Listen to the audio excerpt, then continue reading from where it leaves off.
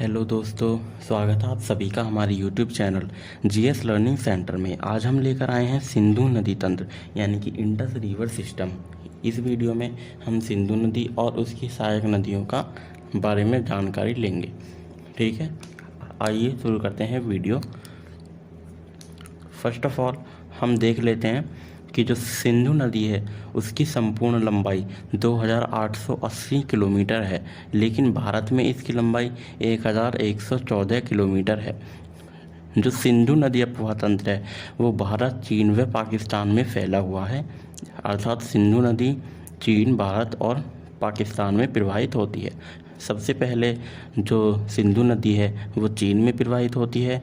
यहाँ पे ये जो इलाका दिख रहा है इसका, ये यहाँ से यहाँ तक का, ये इसका चीन वाला इलाका है, चीन का तिब्बत वाला।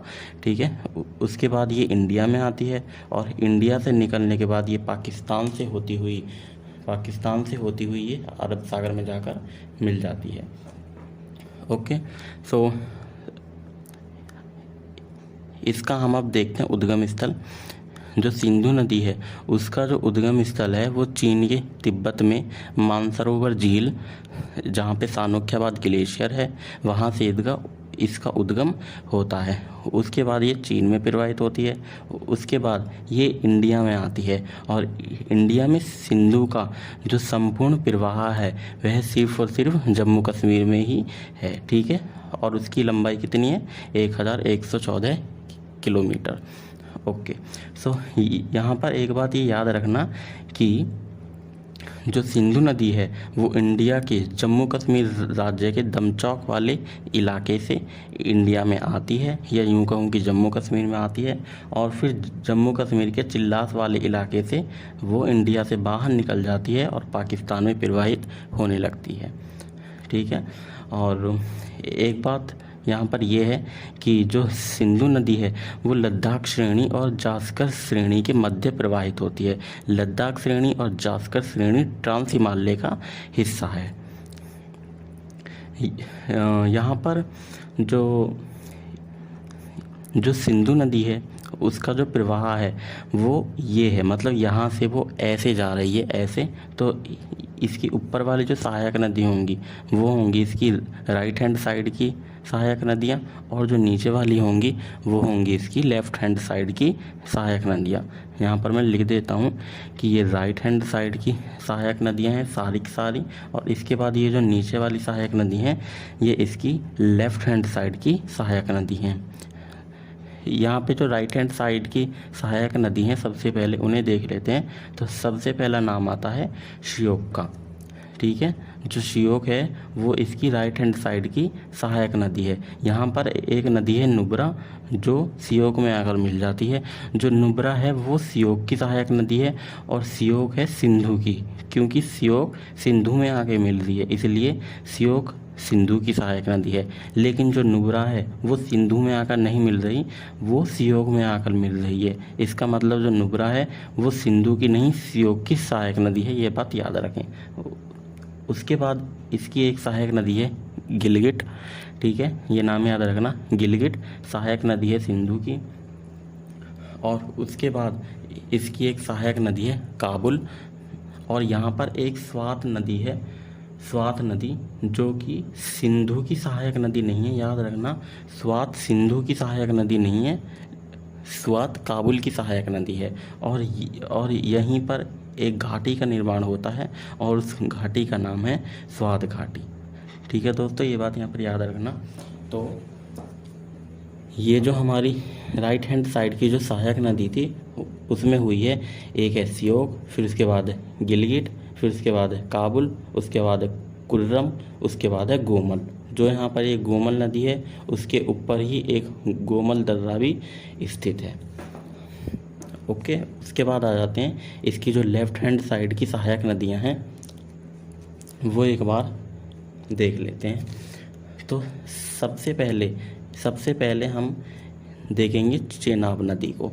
ठीक है, ये जो नदी आपको दिखाई दे रही है ये है चिनाब नदी। जो चिनाब नदी है उसका जो उद्गम स्थल है वो हिमाचल के बाड़ालाचा दर्रे से है।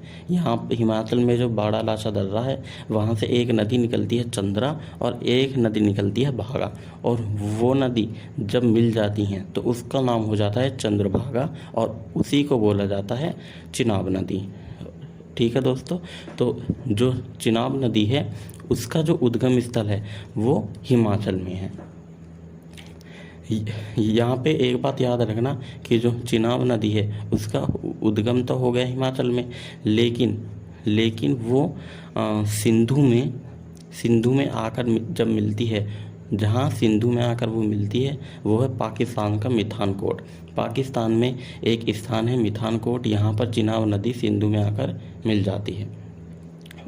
उसके बाद सिंधु की ये एक सहायक नदी है, ठीक है, इसका नाम है झेलम नदी। इसका नाम है झेलम नदी। जो झेलम नदी है उसका जो उद्गम स्थल है वो जम्मू कश्मीर में बैरीनाग झील से इसका उद्गम होता है। ठीक है, जो झेलम नदी है उसका हो गया उद्गम जम्मू एंड कश्मीर में, जो हमारी चिनाब थी उसका था हिमाचल में। तो जम्मू कश्मीर में एक बैरीनाग झील है जहाँ से झेलम का उद्गम हुआ है, और ये झेलम आकर चिनाब में मिल जाती है। और जिस स्थान पे झेलम चिनाब से मिलती है वो है पाकिस्तान का झंडा नामक स्थान। पाकिस्तान में एक स्थान है झंडा, एक जगह का नाम है झंडा, वहाँ पर आकर जो झेलम है वो चिनाब में मिल जाती है। और चिनाब सिंधु में मिठानकोट में मिलती है, वो भी पाकिस्तान वाला ही इलाका है। उसके बाद आ जाते हैं, इसकी ये एक नदी है रावी।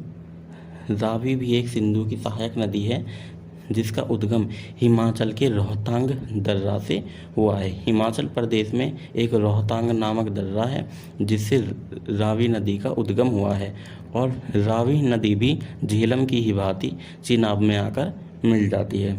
ये भी पाकिस्तान में ही मिलती है।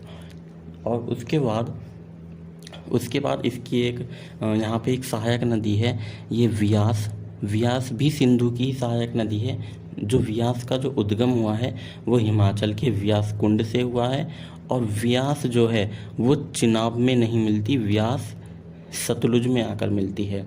ठीक है, और इसके बाद ये यहाँ पे नीचे एक और सिंधु की सहायक नदी है सतलुज, ये वाली। ठीक है, ये जो नदी दिख रही है आपको, ये पूरी की पूरी नदी क्या है, ये है सतलुज नदी, जिसका उद्गम तिब्बत में राकस्तान नामक स्थान से ही हुआ है। ठीक है, और एक बात यहाँ पर ये याद रखना कि जो सतलुज नदी है इसका नाम लिख देते हैं। सतलुज नदी जो है वो इंडिया में हिमाचल प्रदेश के सिपकिल्ला दर्रे से प्रवेश करती है। ठीक है, सतलुज नदी सिपकिल्ला दर्रे से भारत में प्रवेश करती है। उसके बाद राकस्थान से निकलने के बाद इसका जो ये एरिया है वो इसका तिब्बत में है।